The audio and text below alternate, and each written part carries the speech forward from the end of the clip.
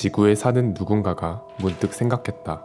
인간의 수가 절반으로 준다면 얼마나 많은 숲이 살아남을까? 지구에 사는 누군가가 문득 생각했다. 모든 생물의 미래를 지켜야 한다.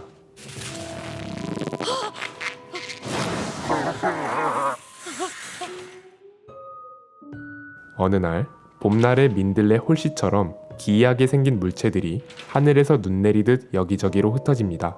이 기이한 물체 안에서 나온 괴생명체는 잠들어 있는 인간의 머리를 순식간에 차지한 후 신경을 조종해 인간처럼 말하고 행동하며 인간의 삶 깊숙이 침투합니다.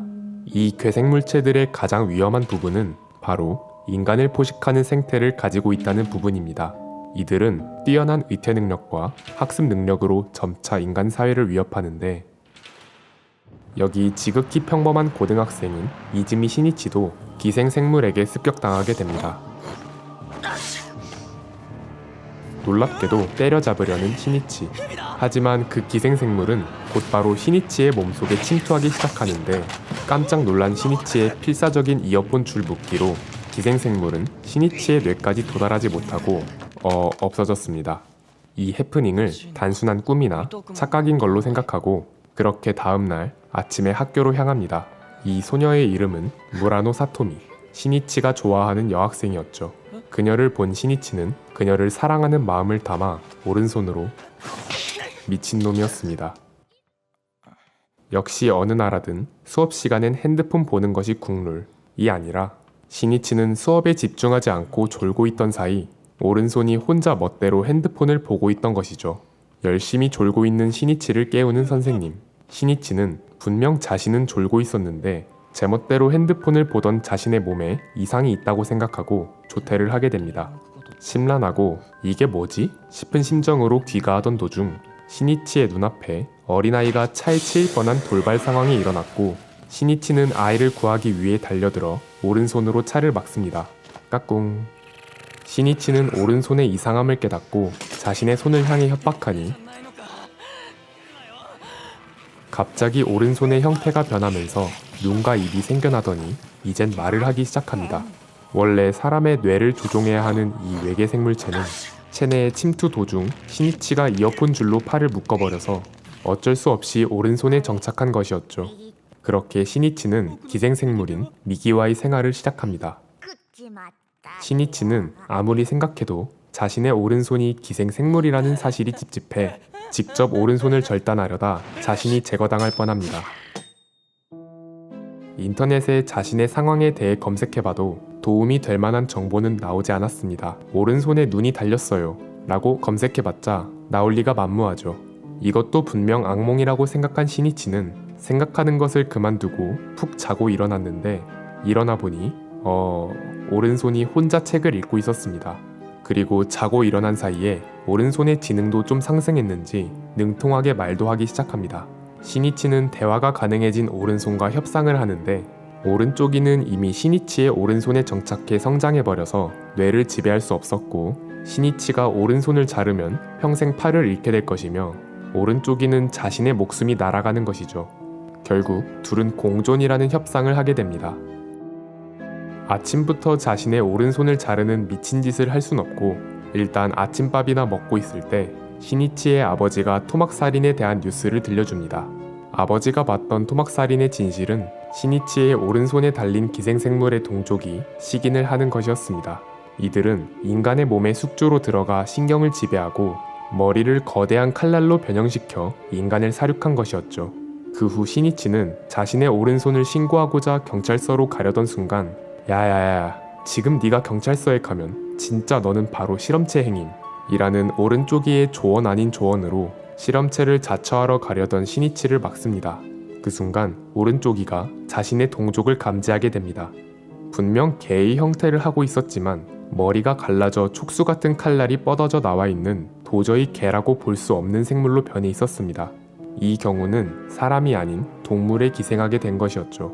하긴 사람의 오른손에도 정착했는데 개라고 못할 이유는 없었습니다. 이 개에 붙은 기생생물은 인간이 아니라 개를 먹어치우고 있었는데, 너는 기생한 부위, 나는 기생한 생물의 불만이라면서 오른쪽이와 서로 잠시 공감대를 형성하는 모습을 보여줍니다. 하지만 이내 거대한 날개로 변해 하늘에서 날아와 공격했지만 오른쪽이의 반격에 당해 심장을 빼앗기고 사망하게 됩니다. 오른쪽이가 처음 만난 동족이었지만 딱히 동족에는 없는지 동족을 살해했음에도 쟤는 자란 환경이 구려서 학습이 부족했던 것이 패배의 원인이라며 냉정한 태도를 보여줍니다. 이어서 시니치와 오른쪽이는 또 다른 동족을 만나게 됩니다. 이 기생생물은 오른쪽이에게 시니치의 팔을 자르고 자기 몸에 함께 기생하자는 제안을 하죠. 오른쪽이는 육체 이동의 안전성에 확신이 없어 잠시 고민했는데 기생생물이 우유부단하다며 숙주인 시니치를 죽이고 오른쪽이를 강제로 자신의 몸에 옮기려 했지만 그 순간 오른쪽이는 자신의 생명이 위험하다고 판단해 기생생물을 역습하고 살해합니다. 자신의 생명을 위협하는 기생생물을 마주했을 때 시니치는 오른쪽이의 도움을 받게 되고 오른쪽이의 입장에선 자신의 숙주가 반드시 살아남아야 하므로 이렇게 둘은 기묘한 유대감을 서서히 쌓아 올려가기 시작합니다. 어디서든 기생생물들이 판치던 와중 시니치에게 너무나도 참혹한 일이 벌어집니다. 시니치의 어머니가 기생생물의 습격을 받아 머리를 장악당하는 사태가 일어났고 시니치는 현실을 부정하며 대처조차 제대로 못한 채 집으로 찾아온 기생생물에게 심장을 꿰뚫리는 치명상을 입게 됩니다.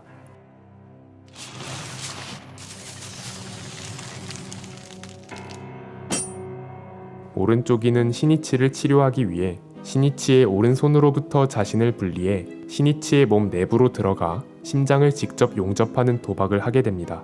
무엇보다도 시니치가 죽으면 곤란하므로 일단 심장을 복구하고 오른팔의 혈관을 통해 다시 넘어와 자신의 원래 모습으로 돌아온다는 이판사판의 계획이었는데 뚫린 심장을 복구하는 데는 성공하지만 그 대성공을 띄웠는지 오른쪽이가 복구한 심장이 기존의 심장에 비해 지나치게 잘 움직이면서 심장 박동의 압력으로 오른쪽이의 약 30%가량이 오른손으로 돌아오지 못해 아주 미세한 세포 상태로 시니치의 전신에 흘러다니게 되어버렸고 떨어져 나간 오른쪽이의 세포들이 시니치의 체내 곳곳에서 융합하면서 시니치는 이전에 없던 힘과 내구력을 얻게 됐고 결국 초인적인 육체 능력을 지닌 강화 인간이 되어버립니다. 하지만 자신의 일부가 인간에 동화된 오른쪽이는 하루에 4시간 정도는 절대 깨어나지 못하게 됩니다. 이 말은 오른쪽이가 잠이 들었을 때 다른 기생생물과 마주하게 된다면 아무튼 평범한 강화인간 시니치 혼자서 싸워야 하는 것이었죠.